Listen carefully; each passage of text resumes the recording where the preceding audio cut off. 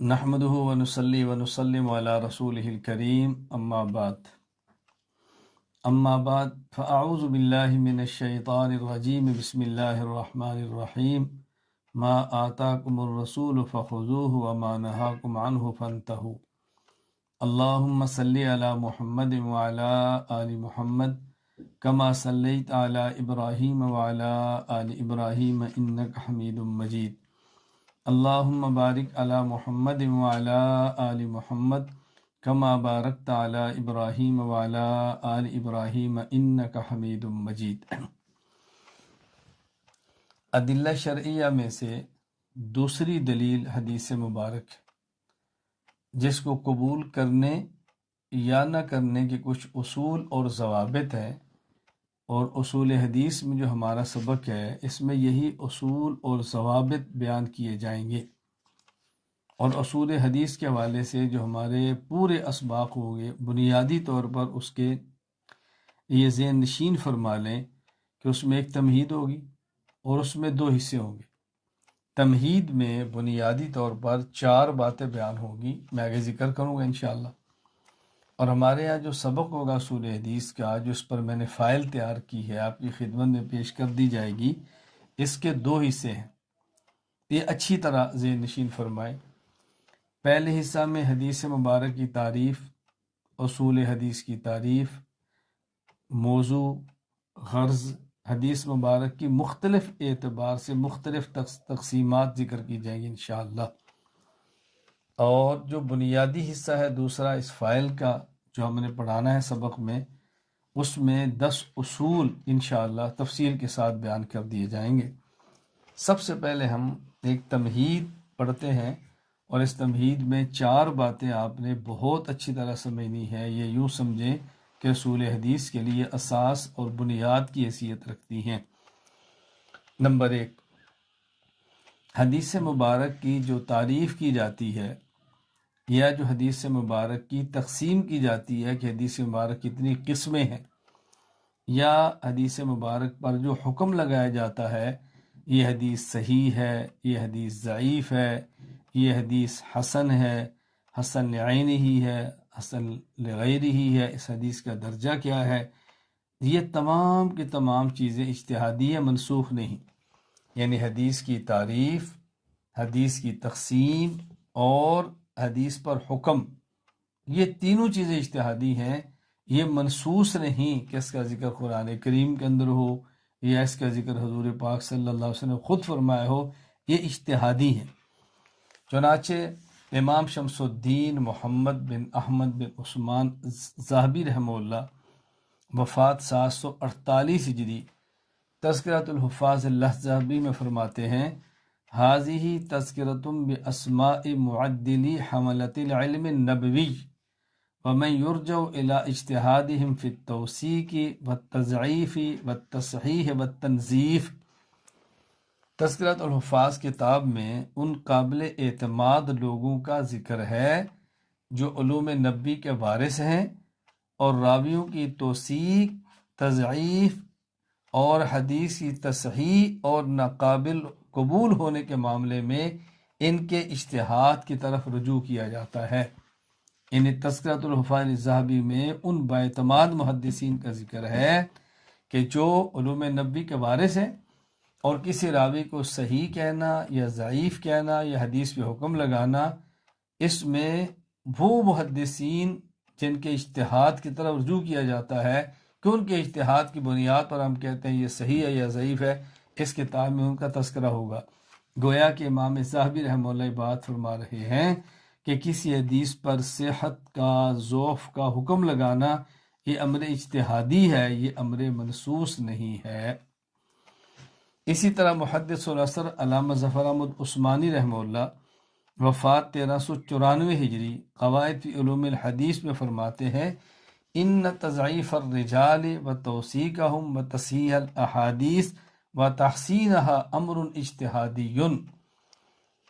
محدثین کا کسی راوی کو ضعیف کہنا، کسی راوی کو ثقہ کہنا، کسی حدیث کو صحیح کہنا، کسی حدیث کو حسن کہنا، یہ امر اجتہادی ہے، یعنی امر منسوخ نہیں ہے۔ تمہید میں دوسری بات، اجتہادی مسائل کے بارے میں اصول یہ ہے، ضابطہ یہ ہے کہ ہر مجتہد کا مسئلہ صواب ہوتا ہے اور خطا کا احتمال رکھتا ہے، یا ہر مجتہد کا مسئلہ خطا ہو سکتا ہے اور صواب کا احتمال رکھتا ہے، یعنی مجتہدین میں سے ہر مجتہد کا مسئلہ صواب اور خطا دونوں کا احتمال رکھتا ہے، یعنی ہو سکتا ہے مجتہد کا حکم لگانا درست ہو لیکن احتمال خطا کا بھی ہے، ہو سکتا ہے اس سے خطا ہوئی ہو اور اس میں ثواب اور درست ہونے کا احتمال بھی ہے۔ چنانچہ امام زین الدین بن ابراہیم بن محمد المعروف ابن نجیم الحنفی رحمہ اللہ، وفات 970 ہجری، الاشباح والنظائر علی مذہب ابی حنیفۃ النعمان، فائدہ فی اعتقاد الانسان فی مذہبہ و مذہب غیرہ، اس کے تحت فرماتے ہیں اذا سئلنا عن مذہبنا و مذہب مخالفینا فی الفروع یجب علینا ان نجیب بان مذہبنا صواب یحتمل الخطا و مذہب مخالفینا خطا یحتمل الصواب۔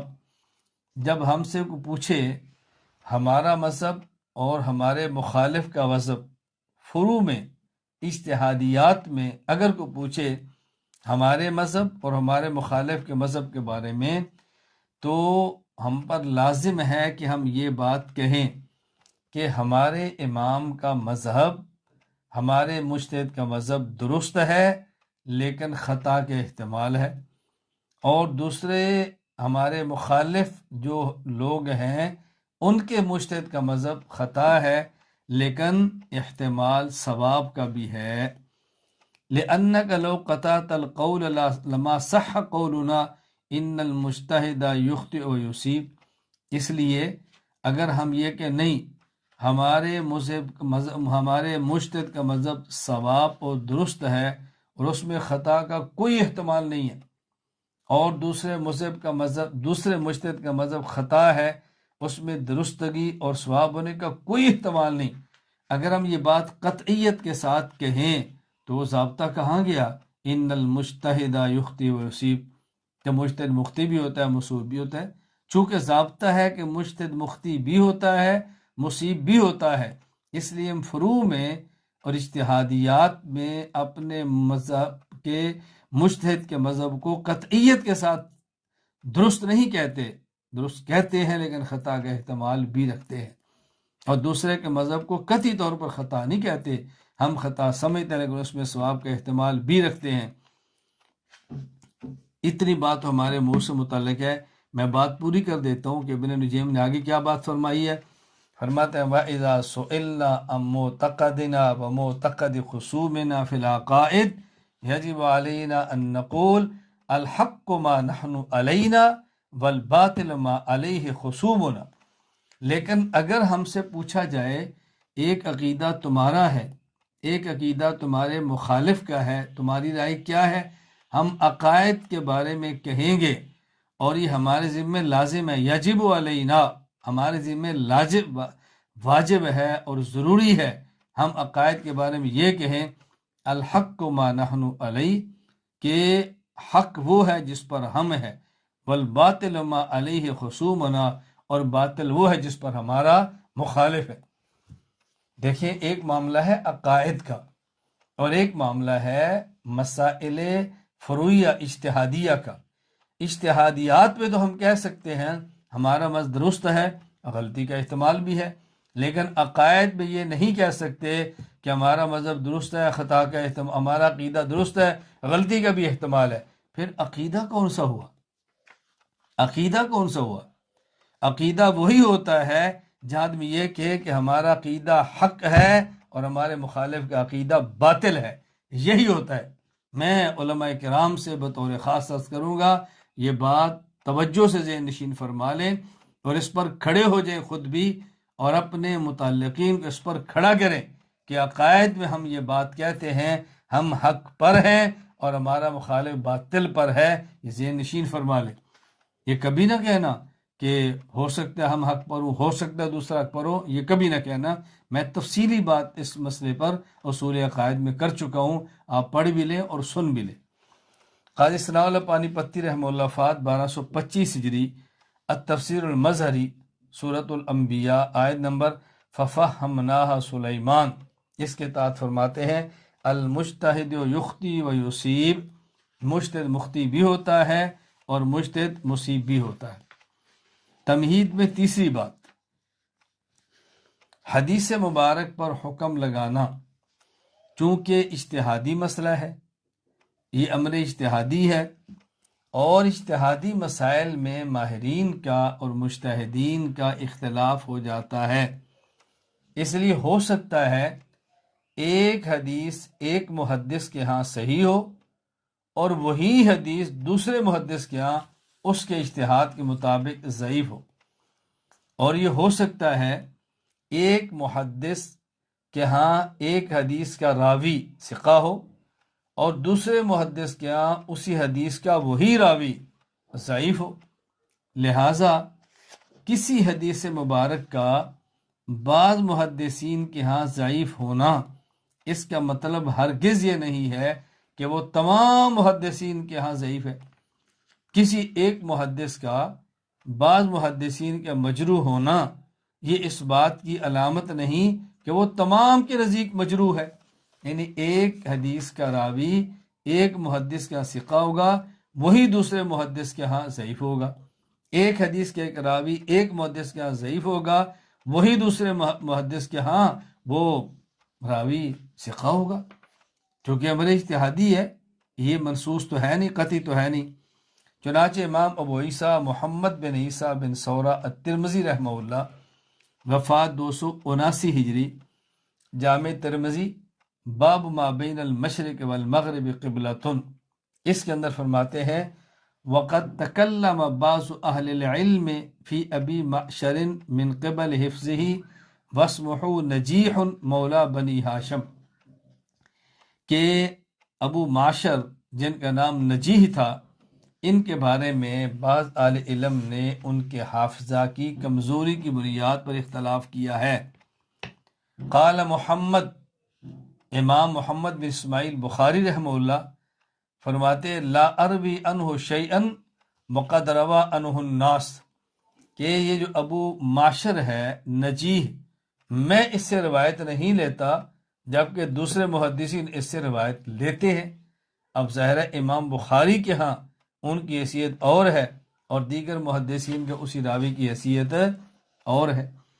اسی طرح امام ابو زکریا یحییٰ بن شرف النووی رحمہ اللہ، وفات 676 ہجری، مقدمہ شرح صحیح مسلم میں فرماتے ہیں اعاب عائبون مسلما بروایتہ فی صحیحہ عن جماعت من الضعفاء، بہت سارے محدثین نے حضرت امام مسلم رحمہ اللہ پر اعتراض کیا ہے کہ وہ صحیح مسلم میں بعض احادیث ضعیف راویوں سے لیتے ہیں، فرمایا ولا عیب علی، امام نووی فرماتے ہیں یہ امام مسلم پر کوئی اعتراض نہیں ہے، امام مسلم کا کوئی عیب نہیں ہے، بل جوابہ من اوجہ، اگر وہ کوئی روایت ایسی لائے ہیں جو بعض محدثین کے ہاں ضعیف ہے تو اس کے کئی جوابات ہیں۔ ایک جواب یہ ہے احدها ان یکون ذلک فی من هو ضعیف عند غیرہ ثقۃ عندہ، جس راوی سے وہ روایت لائے ہیں وہ راوی امام مسلم کیا ثقہ ہے اس لیے لائے ہیں، اور دوسرے محدثین کیا وہ ضعیف ہے تو اس کو وہ ضعیف کہہ دیتے ہیں، تو اس میں کون سا اعتراض ہے یا کون سا ان پر عیب ہے؟ کسی راوی کو ثقہ یا ضعیف کہنا امر اجتہادی ہے، امام مسلم اپنے اجتہاد کی بنیاد پر ثقہ سمجھتے ہیں، روایت لے آتے ہیں، دوسرے محدثین اپنے اجتہاد کی بنیاد پر ضعیف سمجھتے ہیں تو ان سے روایت نہیں لیتے۔ حافظ تقی الدین ابو العباس احمد بن عبد الحلیم المعروف ابن تیمیہ رحمہ اللہ، وفات 728 ہجری، رفع الملام عن الائمۃ الاعلام، اس میں ارشاد فرماتے ہیں کہ دیکھیں یہ بات ذہن نشین فرما لیں کہ تمام ائمہ جو لوگوں کے ہاں اس طرح کے ہیں کہ ان کو قبولیت عامہ حاصل ہے کہ تمام لوگ ان کو قبول کرتے ہیں، اللہ اکبر، فرمایا ان میں سے ایک بھی ایسا نہیں جو جان بوجھ کر رسول اکرم صلی اللہ علیہ وسلم کی مخالفت کرے، خواہ اللہ کے پیغمبر کی سنت چھوٹی ہو یا بڑی ہو، جان بوجھ کر کوئی بھی امام پیغمبر کی سنت کی مخالفت نہیں کرتا۔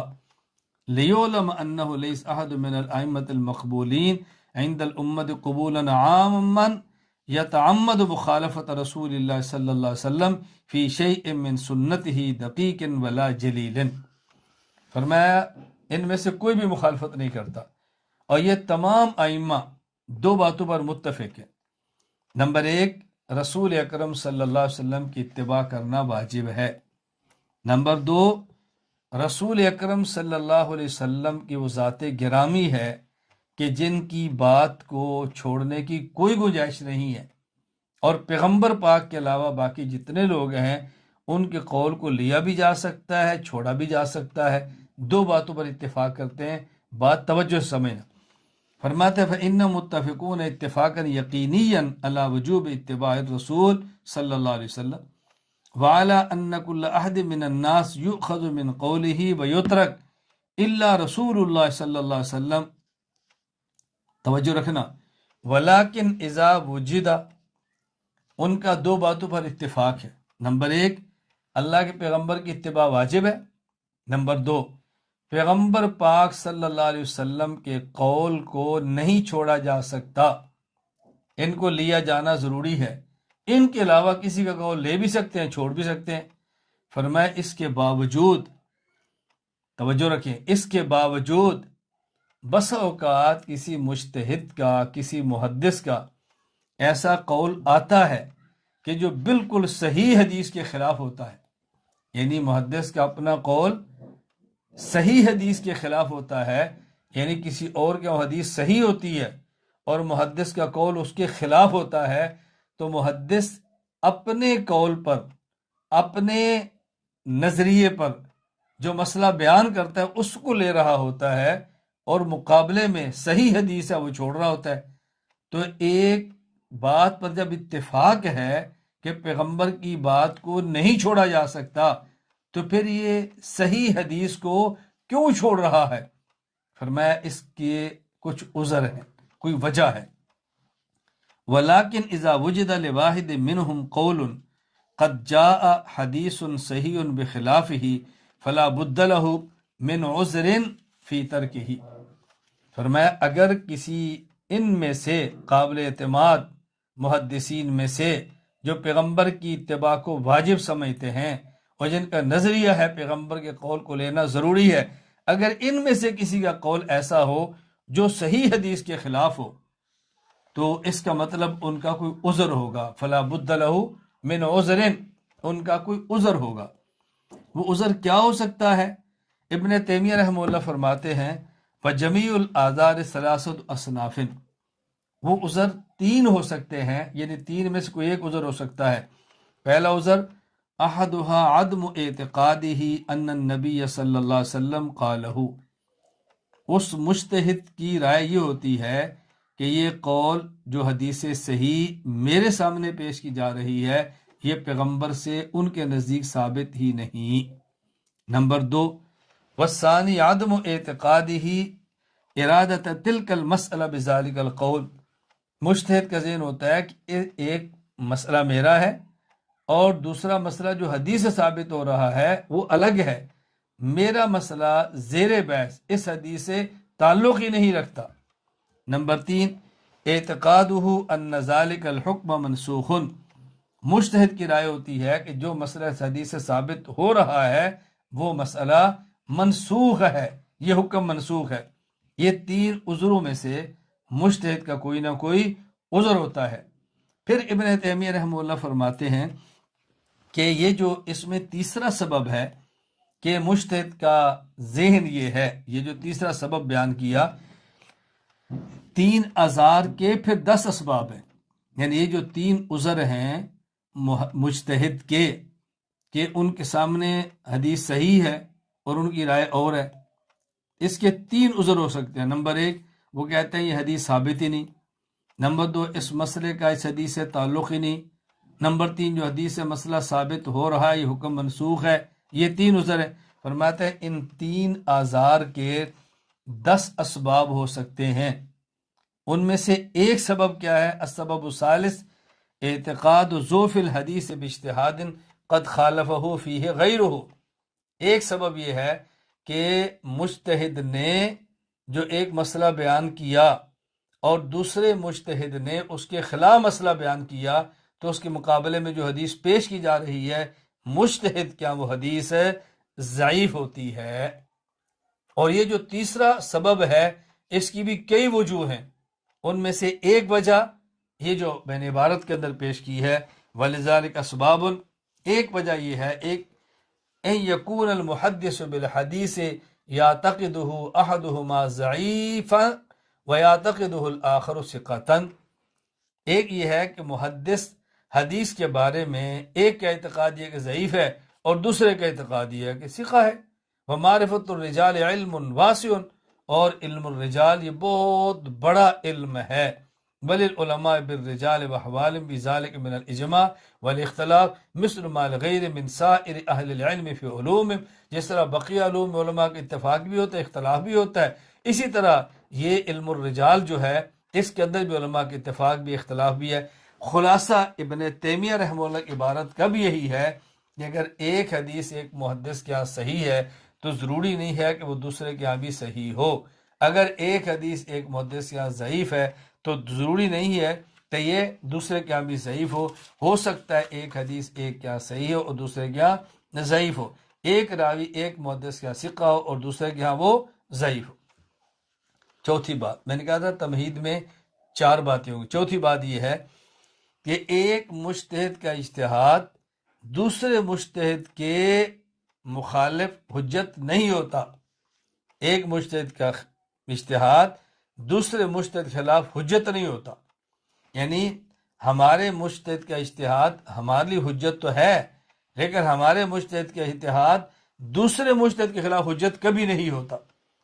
چنانچہ محدث العصر علامہ ظفر احمد عثمانی رحمہ اللہ وفات 1394 ہجری قواعد فی علوم الحدیث میں فرماتے ہیں وَلَا يَخْفَى أَنَّ ظَنَّ الْمُجْتَهِدِ لَا يَكُونُ حُجَّةً عَلَى مُجْتَهِدٍ آخر، اور یہ بات کوئی مخفی نہیں ہے کہ ایک مجتہد کا اجتہاد دوسرے مجتہد پر حجت نہیں ہوتا۔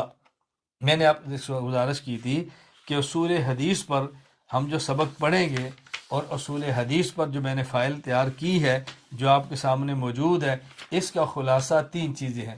نمبر 1 ایک تمہید جس میں 4 باتیں بیان کی جائیں گی۔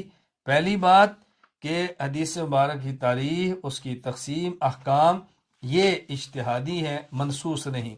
دوسری بات اجتہادی مسائل کے بارے میں اصول یہ ہے کہ ہر مجتہد کے مسئلہ میں صواب اور خطا دونوں کا احتمال ہوتا ہے۔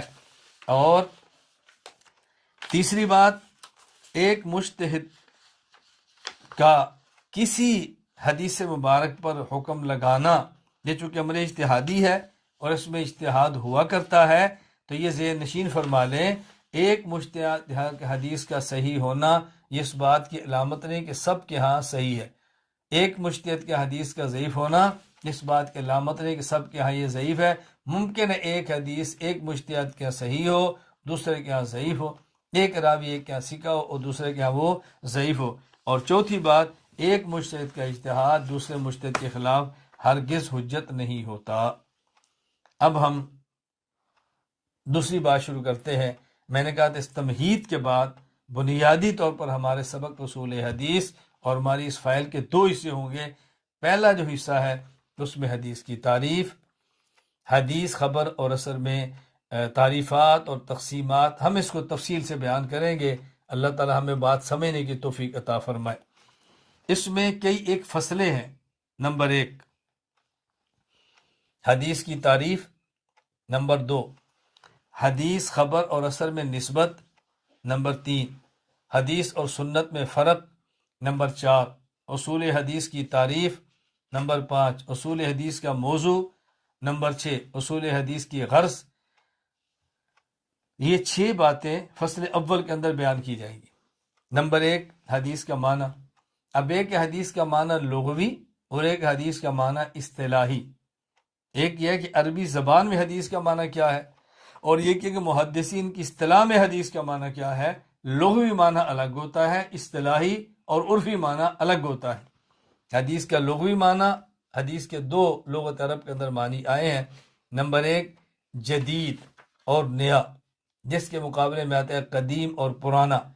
امام ابو الفضل محمد بن مکرم بن علی المعروف ابن منظور الانصاری رحمہ اللہ، وفات 711 ہجری، لسان العرب مادہ حادثہ، اس کے تحت لکھتے ہیں الحدیث النقیض القدیم، حدیث قدیم کی ضد ہے۔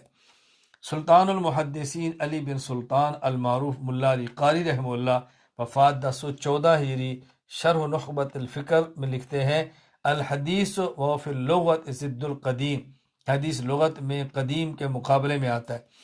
مشہور لغوی سید مرتضی بلگرامی زبیدی رحمہ اللہ، وفات 1205 ہجری، تاج العروس میں لکھتے ہیں الحدیث فصفت یوسف بہا کل شیء قریب المدت بالعہد بہ۔ لفظ حدیث ہر اس چیز کے لیے استعمال ہوتا ہے جو نئی ہو اور قریب زمانہ کی ہو۔ حدیث کا دوسرا معنی خبر ہے، گفتگو ہے، کلام ہے۔ چنانچہ امام محمد بن ابو بکر بن عبد القادر الرازی رحمہ اللہ، وفات 768 ہجری، مختار الصحاح میں لکھتے ہیں الحدیث الخبر قلیلہ و کثیرہ، حدیث کہتے ہیں گفتگو کو تھوڑی ہو یا زیادہ۔ سلطان المحدثین علی بن سلطان المعروف ملا علی قاری رحمہ اللہ، وفات 1014 ہجری، شرح نخبۃ الفکر میں لکھتے ہیں الحدیث یستعمل فی قلیل الکلام و کثیر۔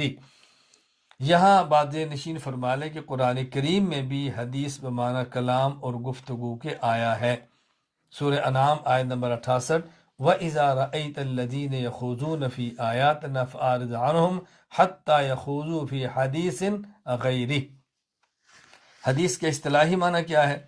دیکھیں محدثین کرام نے حدیث پاک کے اصطلاحی معنی دو بیان فرمائے۔ بعض محدثین کے حدیث کا معنی صرف حدیث الرسول ہے صلی اللہ علیہ وسلم، اور بعض محدثین کے حدیث کا معنی عام ہے، وہ پیغمبر کا قول فعل تقریر ہو، صحابی رضی اللہ عنہ کا قول فعل تقریر ہو، تابعی کا قول فعل تقریر ہو، ان تمام کو حدیث کہتے ہیں۔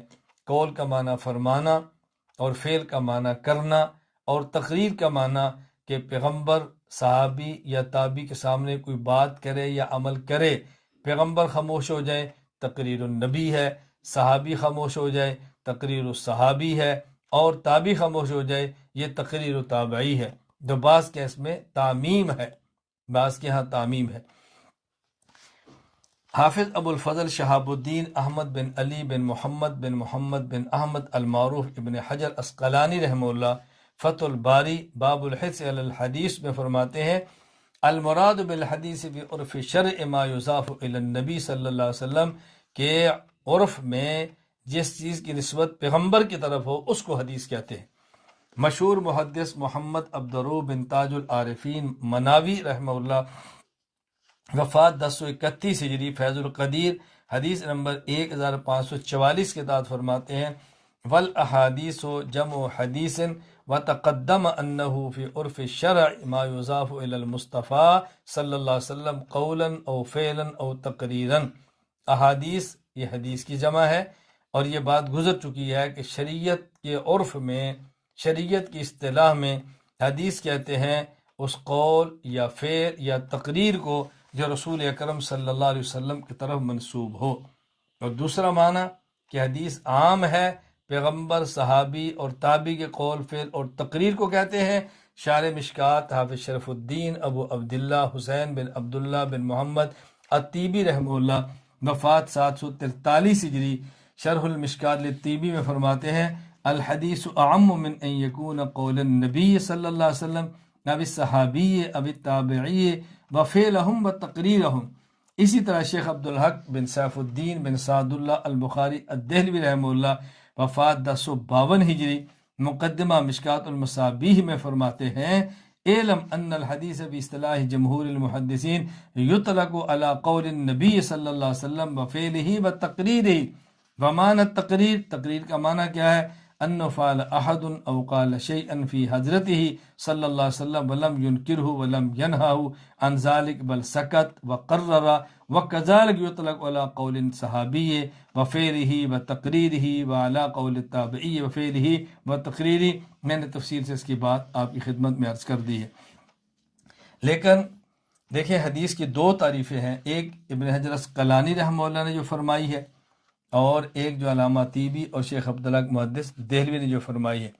ہمارا خیال یہ ہے کہ علامہ ابن حجر عسقلانی اور علامہ مناوی رحمہ اللہ کی حدیث کی تعریف کے بجائے وہ تعریف جو علامہ طیبی نے کی ہے یا حضرت شیخ محدث دہلوی نے کی ہے وہ زیادہ مناسب ہے. اس لیے کہ جب ہم حدیث کی تقسیم دیکھتے ہیں تو جس طرح حدیث کی ایک قسم مرفوع ہے، اسی طرح اس کی ایک قسم موقوف اور مقطوع بھی ہے. اور موقوف کسے کہتے ہیں؟ جو صحابی تک جا کر ختم ہو، اور مقطوع جو تابعی تک جا کر ختم ہو. تو موقوف اور مقطوع کو بھی حدیث کیا نا، اس بات کی دلیل ہے کہ حدیث کے معنی میں تعمیم ہے. حدیث، خبر اور اثر ان تینوں کا ایک ہی معنی ہے یا ان تینوں میں کوئی فرق ہے؟ اس کو ذہن نشین فرما لیں. حافظ ابو الفضل شہاب الدین احمد بن علی بن محمد بن احمد المعروف بن حجر عسقلانی رحمہ اللہ نزہۃ النظر فی توضیح نخبۃ الفکر میں فرماتے ہیں کہ بعض علماء محدثین کے ہاں خبر اور حدیث کا معنی ایک ہے، دونوں میں فرق نہیں. الخبر عند علماء هذا الفن مرادف للحدیث. اور فرماتے ہیں بعض علماء کے ہاں جو پیغمبر کی طرف منسوب ہو وہ خبر ہے، اور جو پیغمبر کے بعد ہو وہ خبر نہیں. وہ جو پیغمبر پاک کی طرف منسوب ہو وہ حدیث ہے، اور جو ما بعد پیغمبر کی طرف منسوب ہو وہ خبر ہے، وہ حدیث نہیں. وقیل الحدیث ما جاء عن النبی صلی اللہ علیہ وسلم والخبر ما جاء عن غیرہ. وقیل، اور بعض کہتے ہیں کہ ان میں عام خاص مطلق کی نسبت ہے. عام خاص مطلق کا معنی ہر حدیث کو خبر کہہ سکتے ہیں، ہر خبر کو حدیث نہیں کہہ سکتے. وقیل بینہما عموم و خصوص مطلق فکل حدیث خبر من غیر عکس. ہر حدیث کو خبر کہہ سکتے ہیں لیکن ہر خبر کو حدیث نہیں کہہ سکتے. محدث علامہ ظفر احمد عثمانی رحمہ اللہ وفات 1394 ہجری قواعد فی علوم الحدیث میں لکھتے ہیں کہ محدثین مرفوع اور موقوف دونوں کو اثر کہتے ہیں. والمحدثون یسمون المرفوع والموقوف بالاثر.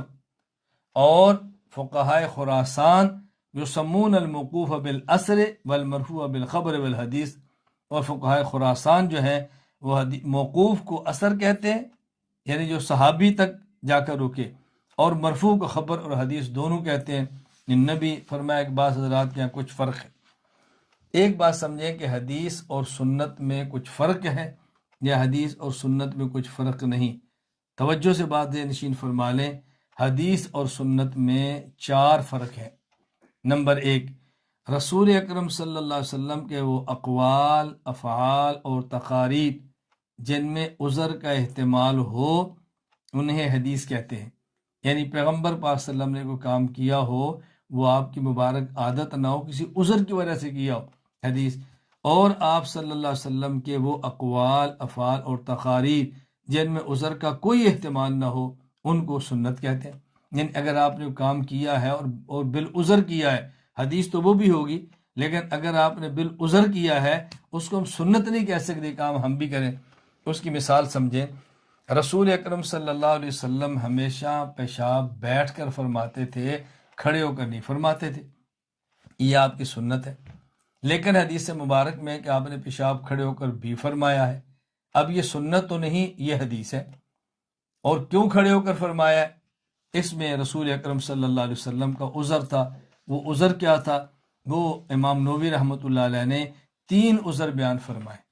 ایک عذر فرمایا کہ بعض علماء کہتے ہیں، ایک عذر یہ تھا کہ عرب میں کمر کی درد کا علاج کھڑے ہو کر پیشاب کرنے سے ہوتا تھا، اور آپ کی کمر میں درد تھا تو درد تھا، آپ نے علاجن فرمایا.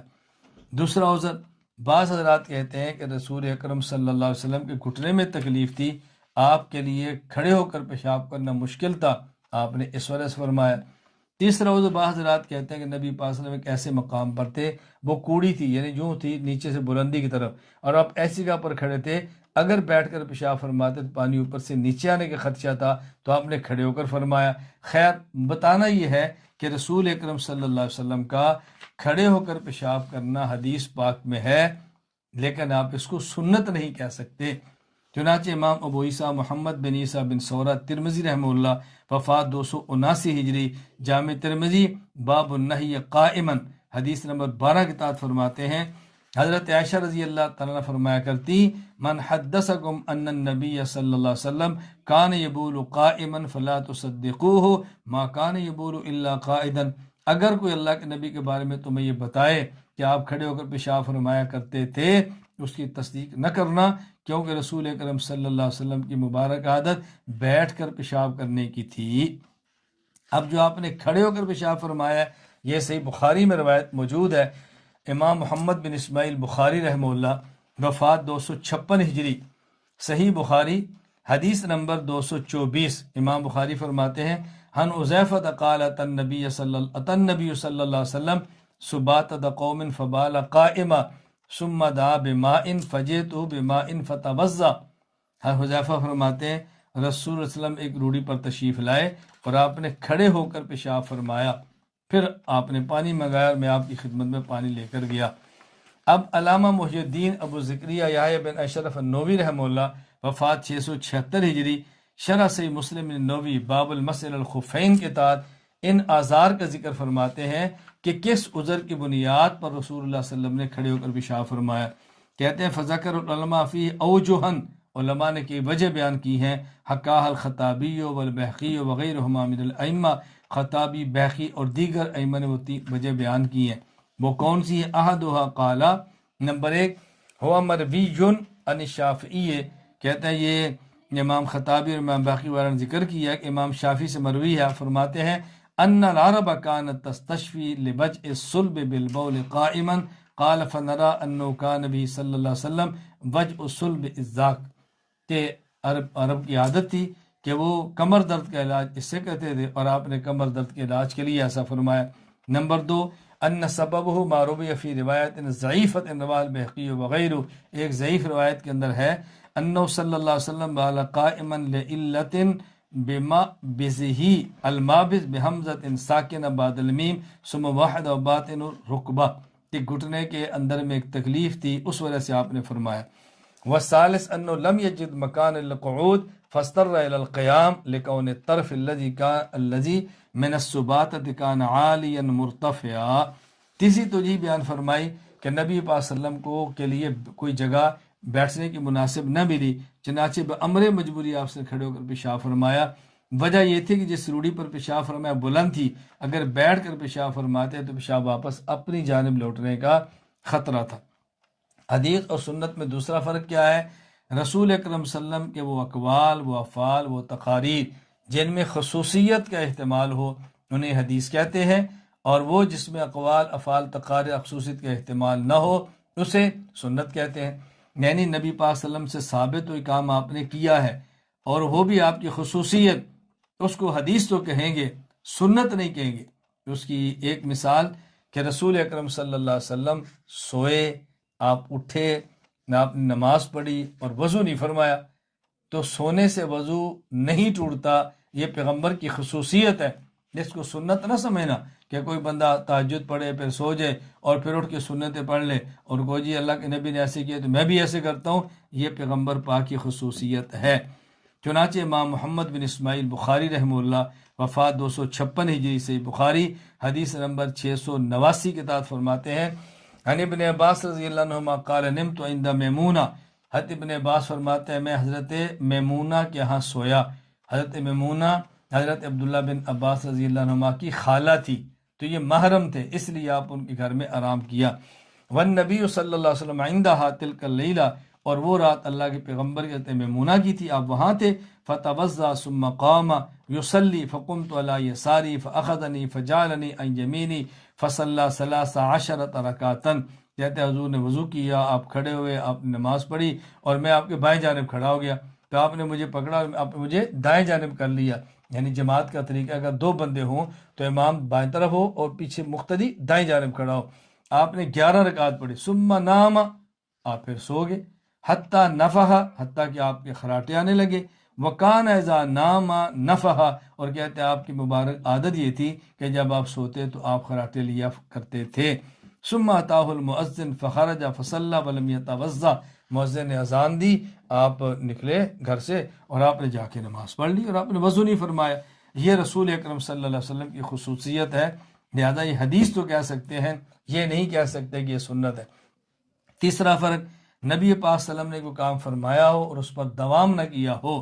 یہ بات یاد رکھیں، یعنی نبی پاک صلی اللہ علیہ وسلم نے ہمیشگی اختیار نہ کی ہو اس کو حدیث کہیں گے، دوام اختیار کیا تو اس کو سنت کہیں گے. یعنی کوئی عمل اللہ کے نبی صلی اللہ علیہ وسلم نے کیا اور پھر چھوڑ دیا، یہ حدیث تو ہے لیکن عمل کیا اور ہمیشہ کیا وہ سنت ہے.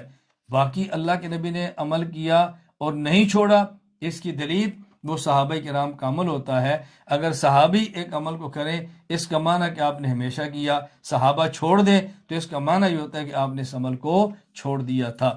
جس طرح کہ اونٹ کی قربانی ہے، نبی پاک صلی اللہ علیہ وسلم نے پہلے اونٹ کی قربانی فرمائی ہے اور خود عبداللہ بن عباس فرماتے ہیں ہم پیغمبر کے ساتھ تھے، قربانی کا وقت آ گیا تو 10 آدمی اونٹ میں شریک ہوئے اور 7 آدمی گائے میں شریک ہوئے. لیکن بعد میں اللہ کے نبی نے حکم دیا کہ نہیں، اونٹ میں بھی 7 اور گائے میں بھی 7. اب صحابہ کا عمل بھی یہی تھا تو معلوم ہوا اونٹ میں 10 آدمیوں کا شریک ہونا یہ حدیث تو ہے، یہ نبی پاک صلی اللہ علیہ وسلم کی سنت نہیں. چنانچہ امام ابو عیسیٰ محمد بن عیسیٰ بن سورہ الترمذی رحمہ اللہ، وفات 279 ہجری، سنن ترمذی حدیث نمبر 1501 کے تحت فرماتے ہیں عن ابن عباس رضی اللہ عنہما قال كنا مع رسول اللہ صلی اللہ علیہ وسلم فی سفر فحضر الاضحى فاشترکنا فی البقرة 7 وفی البعیر 10. ہم حضور کے ساتھ سفر میں تھے تو گائے میں 7 اور اونٹ میں 10 شریک ہوئے. لیکن یہی امام ابو عیسیٰ بن ترمذی بعد میں حدیث لاتے ہیں، یہی حدیث بعد میں لاتے ہیں امام ابو عیسیٰ محمد بن عیسیٰ بن سورہ ترمذی رحمہ اللہ، وفات 779 ہجری، نقل کرتے ہیں. وہ کیا؟ عن جابر قال خرجنا مع رسول اللہ صلی اللہ علیہ وسلم محلین بالحج فامرنا رسول اللہ صلی اللہ علیہ وسلم ان نشترک فی الابل والبقر کل 7 منا فی بدنہ. کیا جابر فرماتے ہیں پیغمبر پاک صلی اللہ علیہ وسلم کے ساتھ حج کے لیے نکلے، آپ نے ہمیں حکم دیا کہ ہم اونٹ اور گائے دونوں میں 7 آدمی شریک ہوں. اب دیکھیں پہلے حدیث مبارک لائے کہ اونٹ میں 10 اور گائے میں 7، پھر حدیث لائے کہ اونٹ میں بھی 7 اور گائے میں بھی 7. اب حدیثیں دونوں آ گئی. ہم عمل کس پر کریں؟ توجہ سے بات سمجھنا. حضرت امام ابو داود سلیمان بن اشعث سجستانی رحمہ اللہ، وفات 257 ہجری، سنن ابی داود حدیث نمبر 1851 کے تحت لکھتے ہیں اذا تنازع الخبران عن رسول اللہ صلی اللہ علیہ وسلم، اگر اللہ کے نبی سے 2 حدیثیں آ جائیں، نظر الی ما عمل بی اصحابہ من بعدی، تو یہ دیکھا جاتا ہے کہ صحابہ کرام نے عمل کس پر کیا تھا. اب ان میں صحابہ نے عمل کس پر کیا ہے؟ سنن ترمذی حدیث نمبر 1502 کے تحت امام ترمذی فرماتے ہیں والعمل علی ھذا عند اہل العلم من اصحاب النبی صلی اللہ علیہ وسلم وغیرہم. یہ جو حضرت جابر بن عبداللہ کی روایت ہے کہ اونٹ میں بھی 7 اور گائے میں بھی 7، صحابہ کرام کا عمل اس پر تھا. لہٰذا اونٹ میں 10 آدمیوں کا شریک ہونا یہ حدیث ہے اور اونٹ میں 7 آدمیوں کا شریک ہونا یہ سنت ہے. تو حدیث وہ ہوتی ہے جس پر عمل کیا اور چھوڑ دیا، اور سنت وہ جس پر عمل کیا چھوڑا نہیں بلکہ آپ نے ہمیشہ اس پر عمل فرمایا ہے. اس کو اچھی طرح سے نشین فرما لیں. اور چوتھا فرق، حدیث منسوخ ہو سکتی ہے لیکن سنت منسوخ نہیں ہوتی. دلیل شروع اسلام میں حدیث اس کی مثال.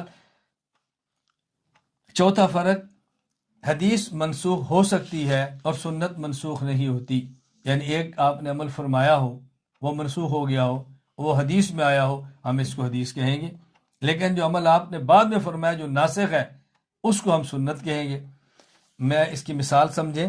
شروع اسلام میں آگ پر پکی ہوئی چیز کھا لینے سے وضو ٹوٹنے کا حکم تھا اور بعد میں حکم یہ ختم ہو گیا. اب دونوں حدیث میں ہے، تو پہلی حدیث کو منسوخ اور دوسری حدیث کو ناسخ کہیں گے۔ چنانچہ امام ابو الحسن مسلم بن حجاج القشیری النشاپوری رحمہ اللہ فا 261 ہجری صحیح مسلم حدیث نمبر 351 کے تحت فرماتے ہیں، عن زید بن ثابت رضی اللہ عنہ قال سمعت رسول اللہ صلی اللہ علیہ وسلم یقول الوضوء مما مست النار، اگر کسی نے ایسی چیز کو کھا لیا جو آگ پر پکائی گئی ہے تو وضو کرنا ہوگا۔ لیکن بعد میں امام مسلم حدیث نقل کرتے ہیں حضرت ابن عباس رضی اللہ عنہما سے کہ رسول اکرم صلی اللہ علیہ وسلم نے اکلا کتف شاتن، آپ نے بکری کا بھنا ہوا آگ پہ پکا ہوا گوشت کندھے کا کھایا، ثم صلی، نماز پڑھی، ولم یتوضا، اور آپ نے وضو نہیں فرمایا، وضو نہیں فرمایا۔ اب پہلے حدیث کہ ما مست النار سے وضو ٹوٹ جاتا ہے، دوسری حدیث آگ پر پکی چیز ما مست النار کو کھایا اور وضو نہیں کیا، اب معلوم وضو نہیں ٹوٹتا۔ وہ حدیث پہلے اور یہ بعد میں۔ حضرت امام نووی رحمہ اللہ، امام ابو زکریا یحییٰ بن شرف النووی رحمہ اللہ وفات 676 ہجری، شرح مسلم للنووی میں یہاں فرماتے ہیں باب الوضو مما مست النار کے تحت وہذی عادت مسلم وغیر من ائمۃ الحدیث یذکرون الاحادیث التي يرون منسوخہ ثم یعقبون بالناسخ۔ امام مسلم اور دیگر محدثین کی مبارک عادت یہ ہے، پہلے حدیث وہ لاتے ہیں جو ان کے منسوخ ہوتی ہے اور بعد میں وہ لاتے ہیں جو ان کے یہاں ناسخ ہوتی ہے۔ تو معلوم ہو کہ ما مست النار امام مسلم کیا منسوخ ہے، اور ما مست النار سے وضو ہونا امام مسلم کیا منسوخ ہے، اور وضو نہ ہونا یہ ناسخ ہے۔ میں علماء کرام اور طلباء کرام سے گزارش کروں گا، امام نووی جو کہ شافعی ہیں، جو انہیں ضابطہ بیان فرمایا، آپ اس ضابطے کی روشنی میں ذرا کتب حدیث کو کھول کر دیکھیں۔ ضابطہ کیا فرمایا؟ حاضی عادت مسلم وغیر من ائمۃ الحدیث یذکرون الاحادیث التي يرون منسوخہ ثم یعقبون بالناسخ۔ امام مسلم اور دیگر محدثین کی مبارک عادت یہ ہے کہ جو حدیث ان کا منسوخ ہو اس کو پہلے لاتے ہیں، جو حدیث ان کا ناسخ ہو وہ بعد میں لاتے ہیں۔ وہ تمام مسائل جن میں غیر مقلدین ہم سے اختلاف کرتے ہیں، آپ کتب حدیث میں دیکھ لیں تو رفع الیدین کی پہلے ہوگی، ترک رفع الیدین بعد میں ہوگی، قرات خلف الامام کی پہلے ہوگی، ترک قرات خلف الامام کی بعد میں ہوگی، آمین بالجہر کی پہلے ہوگی، آمین بالسر کی بعد میں ہوگی، اذان اقامت اکاری کی پہلے ہوگی، اقامت دوری کی بعد میں ہوگی۔ آپ دیکھ لیں 95% آپ کو ایسے ہی ملے گا۔ آپ اس سے اندازہ فرمائیں گے کہ شافعی اصولوں کے مطابق بھی احناف جن روایات پر عمل کرتے ہیں ان پر عمل کرنا کیسا ہے۔ اصول حدیث کی تعریف: علم الحدیث علم بقوانین یعرف بها احوال السند والمتن۔ علم حدیث، علم اصول حدیث ایک ایسا علم ہے کہ جن میں ان قوانین کو جانا جاتا ہے، ان قوانین پر بات کی جاتی ہے کہ جن کے ذریعے سند اور متن کے احوال معلوم ہوتے ہیں۔ یہ سند کہتی ہے، یہ متن کیسا ہے۔ اصول اور یہ بات تدریب الراوی میں جلال الدین عبد الرحمن بن ابو بکر السیوطی رحمہ اللہ وفات 911 ہجری نے تحریر فرمائی۔ اصول حدیث کا موضوع علم الحدیث فهو السند والمتن۔ اصول حدیث میں گفتگو سند اور متن حدیث سے کی جاتی ہے۔ یہ بات شیخ ظفر احمد عثمانی رحمہ اللہ وفات 1394 ہجری نے قواعد علوم الحدیث میں تحریر فرمائی ہے۔ اصول حدیث کی غرض و غایت وغایتہ معرفت الصحیح من غیری، اس میں دیکھنا ہے کہ حدیث صحیح کون سی ہے اور کون سی حدیث صحیح نہیں ہے۔ یہ اصول حدیث کا مقصد، غرض و غایت ہے، اور یہ بات اللہ جلال الدین عبد الرحمن بن ابو بکر السیوطی رحمہ اللہ وفات 911 ہجری نے مقدمہ تدریب الراوی کے اندر بیان فرمائی ہے۔ اللہ تعالیٰ مجھے اور آپ سب کو اصول حدیث کو پڑھ کے سمجھنے کے بعد علم حدیث صحیح طرح پڑھنے اور سمجھنے کی توفیق عطا فرمائے، اور جو محدثین کی مبارک اوصاف اور عادات ہے اللہ مجھے اور آپ کو اختیار کرنے کی توفیق عطا فرمائے۔